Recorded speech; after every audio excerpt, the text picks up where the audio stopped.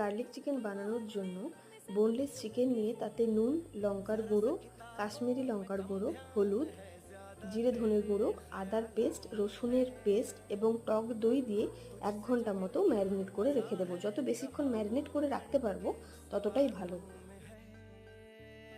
Marinate করে রাখা চিকেনের মধ্যে সম পরিমাণে চালের গুঁড়ো, কর্নফ্লাওয়ার, ধনেপাতা কুচি, সামান্য গোলমরিচ এবং একটা গোটা ডিম দিয়ে ভালো করে মেখে নেব।